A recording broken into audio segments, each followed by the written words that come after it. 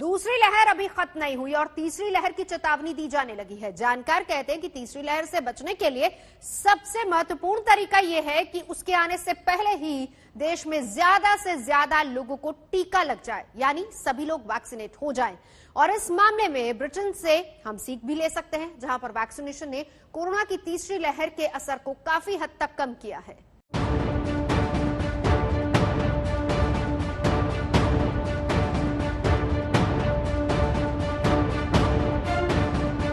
भारत में दूसरी लहर चल रही है और ब्रिटेन में कोरोना की तीसरी लहर आ चुकी है, जिसकी पुष्टि वहां कोरोना के बढ़ते हुए केस कर रहे हैं। शुक्रवार को ब्रिटेन में 2 महीने बाद सबसे ज्यादा मामले सामने आए हैं। 28 मई को ब्रिटेन में 1 अप्रैल के बाद सबसे ज्यादा 4182 कोरोना केस दर्ज हुए। पिछले एक सप्ताह में वहां कोरोना संक्रमितों की संख्या 20,765 हो गई, जो पिछले सप्ताह के मुकाबले 24% ज्यादा है। बढ़ते मामलों को देखते हुए ब्रिटेन के वैज्ञानिक तीसरी लहर की आशंका जता रहे हैं, जिसका भारत से भी एक बड़ा कनेक्शन है। दरअसल ब्रिटेन में तीसरी लहर का जिम्मेदार भी वही कोरोना वेरिएंट है जो भारत में दूसरी लहर के लिए जिम्मेदार था। ये चिंता का विषय जरूर है, क्योंकि अभी लॉकडाउन जो है वो पूरी तरह खुल गए हैं और एक और स्टेप बचा है जून में उसको और नेक्स्ट स्टेप पर खोलने का। लेकिन अभी जो खुले हैं उसे एक्सपेक्टेड था कि केसेस बढ़ेंगे, लेकिन जो अभी थोड़ी रीएश्योरिंग चीज ये है कि जिस मात्रा में केस बढ़ रहे हैं उस मात्रा में हॉस्पिटलाइजेशंस नहीं बढ़ रही हैं, लेकिन उस मात्रा में नहीं बढ़ रही अगर हम पिछली वेव से कंपेयर करें। और जो डेथ्स हैं वो भी काफी कम हो रही हैं अगर पिछली वेव से उसको कंपेयर करते हैं। तो इसका एक कारण ये भी है कि जो केसेस हैं वो यंगर पॉपुलेशन में ज्यादा पाए जा रहे हैं, एल्डरली में नहीं पाए जा रहे। तो एज जो है वो वैसे भी प्रोटेक्टिव है। यानी भारत में जो कोरोना वेरिएंट कहर बनकर टूटा है, वो वेरिएंट ब्रिटेन में कम ताकतवर साबित हो रहा है, जिसकी वजह से ब्रिटेन में कोरोना के सीरियस केस कम दर्ज हो रहे हैं। और इसकी सबसे बड़ी वजह है बड़ी आबादी का वैक्सीनेशन। 28 मई तक ब्रिटेन में 58% आबादी यानी करीब 3 करोड़ 80 लाख लोगों को वैक्सीन की पहली डोज लग चुकी है, जबकि 2 करोड़ 40 लाख लोग ऐसे हैं जिन्होंने दोनों डोज ले ली है, जो कुल आबादी का 35% हिस्सा है। ब्रिटेन के स्वास्थ्य विभाग ने अनुमान लगाया है कि वैक्सीनेशन की वजह से 60 वर्ष से ज्यादा उम्र के 13,200 लोगों ने मौत को मात दी है।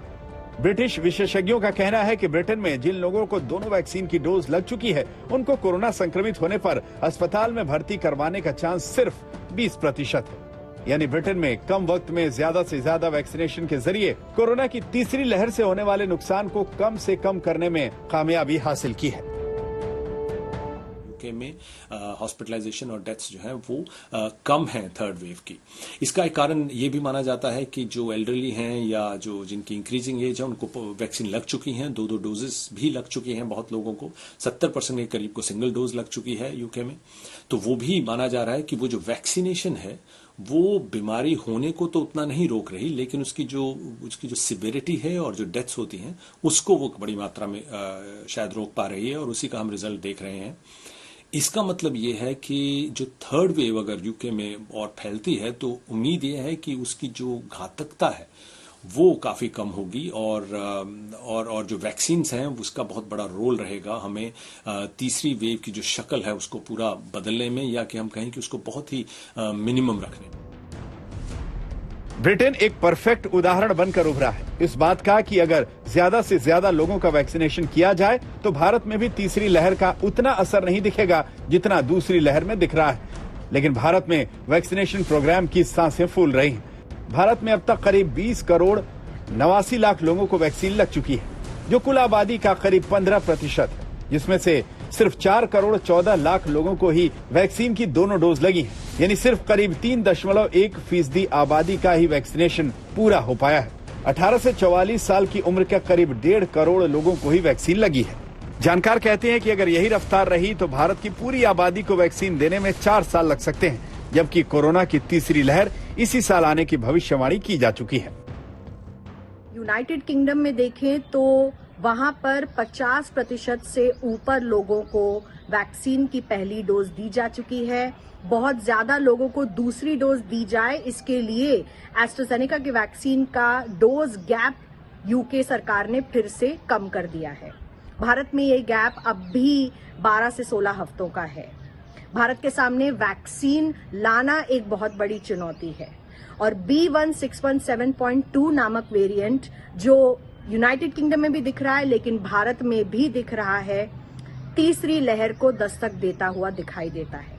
इसीलिए भारत की चुनौतियों का जवाब इस वक्त वैक्सीनेशन है और शायद यही कारण है कि बाहर की विकसित देशों की वैक्सीन इस वक्त भारत में जल्द से जल्द लाना बहुत बड़ी चुनौती है।